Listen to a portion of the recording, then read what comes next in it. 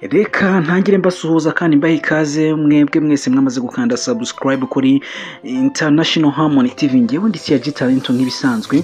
Reka mbabwire nawe turakanda subscribe ngo kanda subscribe kugira ngo tujye tubasha kubana neza 5 kuri 5. Umunsi rero ndaje mbabwira ngo nkomeje kubashimira. Ndabashimira cyane uburyo mukomeje kugenda munyereka urukundo, nkomeje kubashimira uburyo mukomeje kugenda mukurikirana ibintu byanjye, nkomeje kubashimira comment zanyu, nkomeje kubashimira share mu nkorera. Ni byinshi nkomeza kugenda mbashimira mu by'ukuri kuri uyu munsi. Ntago ndi bubatindire rero uyu munsi nje kubaganiriza, nje kubereka ibiri kugenda bibanje kubereka amakuru yaho isigeze. Ntabatindiye cyane rero tugiye kuba tuganira ku itumanaho cyangwa kuri societe y'itumanaho mu Rwanda, umuyoboro wa MTN Rwanda, umuyoboro w'abanyarwanda, umuyoboro ukoreshwa n'abanyarwanda batari bake, umuyoboro ukoreshwa n'abantu batari bakeya mu isi cyangwa muri Afurika. Tuvuge muri Afurika kuko MTN ari Nyafurika. Bakunda kuvuga ko abantu bakoresha umuyoboro wo muri Afurika n'undi bari abanyafurika.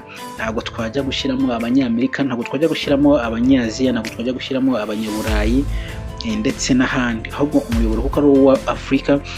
Reka tuganire nk'abanyafurika cyangwa twemere ko abanyafurika rero bakoresha ari benshi. Ntabwo dutinze rero, hamaze iminsi itari mikeya bavugwa saga zikomeye cyane kuri uyu muyoboro, kuri iyi sosiyete y'itumanaho rya MTN. Tubanze tubibutse neza ko iyi sosiyete ya MTN icyicaro cyayo gikuru giherereye muri Afurika y'Epfo cyangwa muri South Africa. Uyu muyoboro wa MTN rero ukaba ubarizwa mu bihugu bigera muri 16. Umuyoboro rwose nk'uko byumva ukoreshwa n'ibihugu byinshi, harimo nyine u Rwanda, harimo Uganda, harimo Congo Brazzaville, harimo ibihugu byinshi, South Africa ndetse n'ibindi. Ntabwo byose tubivuga ngo tubirangize. Uyu munsi turaganira kuri MTN Rwanda nyine ikomeje kugenda ibera ikibazo abaturage cyangwa igiye kugenda ibera umutwaro abaturage. Yego, ni nyuma y'uko abaturage bakomeje kwinubira serivisi za Airtel nako za MTN, tubabarira ni serivisi za MTN. Bakomeje kugenda bibasira serivisi za MTN bavuga ngo izi serivisi ntabwo zihwitse, nta kintu gufasha abaturage bari kugerageza kuba yakwiba abaturage mu buryo bumwe cyangwa ubundi. Ati gute iri kugerageza kuba yakwiba abaturage? Urabona ko ari ukuntu igurisha serivisi. Zimwe muri izo serivisi harimo kugurisha amayinite dukoresha duhamagara, harimo kugurisha ubutumwa bugufi ibyo tuzi nka SMS, harimo kugurisha internet ku baturage cyangwa ku baturarwanda.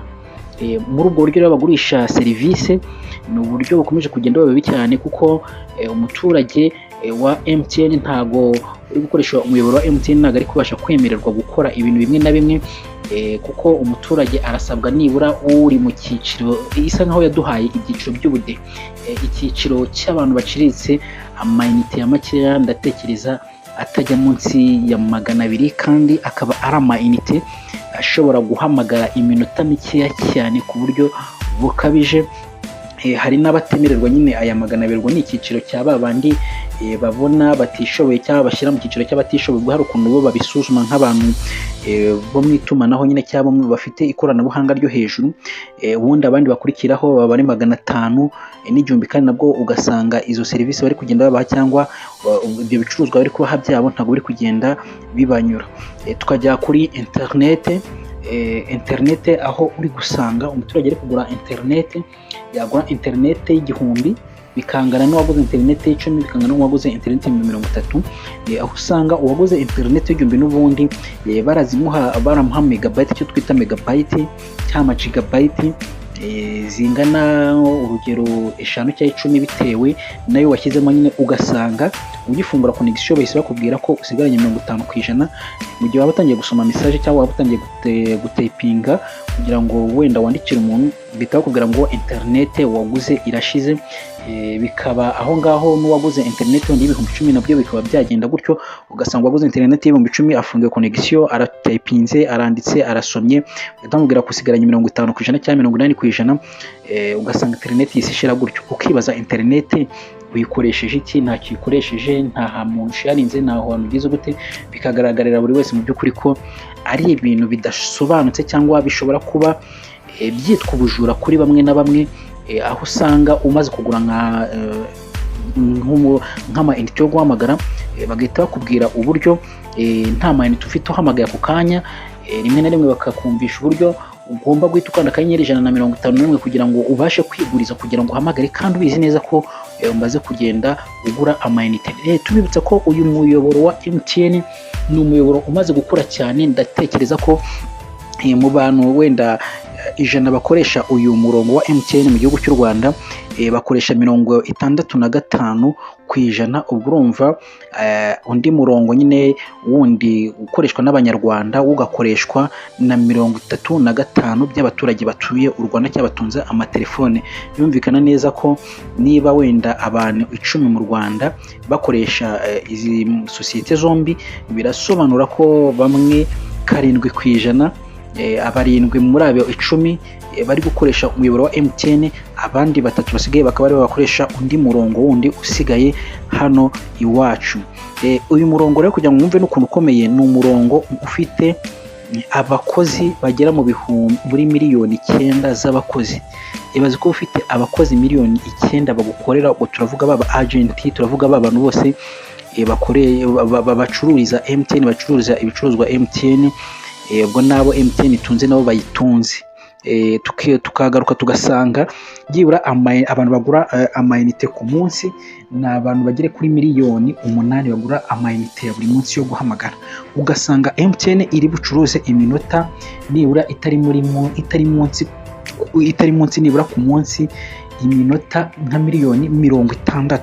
Turasanga buri munsi icuruza iminota miliyoni 60. Kibaza ngo sosiyete nk'iyo ngiyo kize gute kubera itarebe icyo umuturage akeneye. Reka dusimbuke gatoya tugaruke ku makuru ari kugenda kwihwiswa. Ubona ko abaturage kandi bari gusa nk'ababyishimira, uri kubona ko abaturage batari bisa nkaho bari kubiserebura.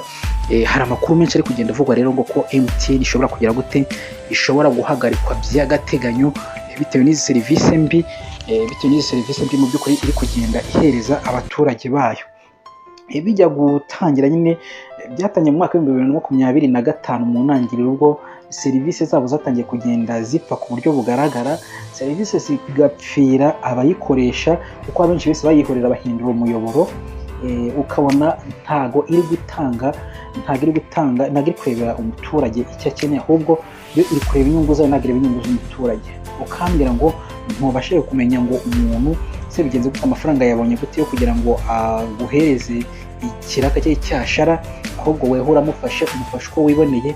Niba aguze internet ashaka kuganira n'abantu, yakumbuye kuganira n'abantu, ugasanga internet umuhaye urongera unayisubiza mu by'ukuri igihe cyayo kitageze, kandi nawe ubibona ko igihe cyayo kitageze. Ni ibintu duhora nabyo cyane, ugasanga ufunguye connection, ugasanga bahise bakwandikira ngo usigaje 75%, hashira iminota 3 ngo internet zawe zirashize. Mu by'ukuri nta kintu na kimwe ukoze.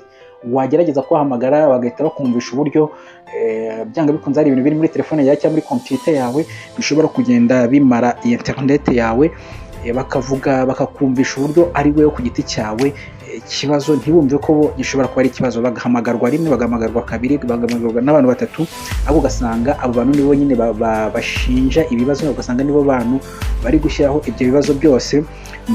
Ibyo ntabwo twaza kubitindaho cyane, ibyo ntabwo twabiha umwanya cyane, ariko mu by'ukuri nibarebe icyo umuturage akeneye. Umuturage buryo ruvuga ngo umuturage ku isonga, niba mu bindi bihugu bikoresha MTN ni ibihugu 16 nk'uko twabibabwiye muri Afurika yose, bakavuga ko kandi uyu murongo ari umurongo wa 6 ku isi, ari umuyoboro w'itumanaho wa 6 ku isi ukomeye. Ugasanga amafaranga uri bwinjize n'amafaranga n'amamiliyoni, nibura bavuga ko ku kwezi no ku mwaka yinjiza miliyari 20 nibyo yinjiza by'inyungu. Kubera iki takwemera ikinjiza miliyari 10,000 igatanga serivisi nziza? Ni nyuma y'uko rero bikomeje kugenda bihwihwisa ko uyu muyoboro ushobora kuba uhagarikwa mu gihugu cy'u Rwanda bitewe nyine n'abayikoramo cyangwa n'abayikoresha.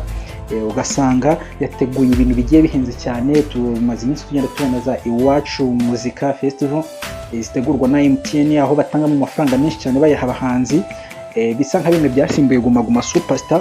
ugasanga bagiye bategura utuntu tugiye dutandukanye, ariko utwo tuntu twose bategura ntibibuke ko hari n'ikindi bagomba kugenera abaturage baba babakurikiye cyangwa babahaye icyashara cyo gutanga ayo mafaranga bayahereza aba bagenerwabikorwa babo. Reka tugomeze tubakurikiranire andi makuru arakomeza kugenda avugwa kuri iri fungwa ry'agateganyo riri kuvugwa, ariko tutari twemeza neza, tutazi neza ko biraza kuba bikorwa cyangwa tutazi neza ko biraza kuba bikonfirimwa. Amakuru yandi turaza kugenda tumenya, turaza kuba updatinga. Mwebwe icyo mbasaba buri munsi ni gukanda subscribe kuri International Harmony TV, ubundi amakuru y'impamo nayo akagenda bageraho. Reka tubitegereze ni mu kanya gatoya mu kiganiro cyacu gikurikiraho. Nujye kure yawe ni International Harmony TV, njye ndi CG Talent nk'ibisanzwe. Turasubira mu kiganiro cyacu cy'ubutaha, turaza tubanonosorera neza inkuru turagenda twumva ziragenda zikomeza gucaracara, kugira ngo dukomeze tube update n'amakuru y'ukuri, amakuru atarayibihuha. Mwakoze rero kunkurikira, n'ubundi gahunda zacu nizikomeza, ni buri munsi hano kuri channel yacu. Wekanda subscribe kandi ko notification zose uzajya uzakira iwawe kuri telefone yawe, uko nzajya mba napodinze ugifungura data uzajya tubona notification ya YouTube ikubwira ko hari ikiganiro gishyashya kigiyeho, kandi ikubwira ko hari ibintu byiza bikugeneye, kuko twe ntabwo dukora ibi, turi umuyoboro w'ubwenge kandi turi ijwi ry'ukuri. Murakoze cyane rero, tuze gusubira mu kiganiro cyacu cy'ubutaha. Ciao ciao.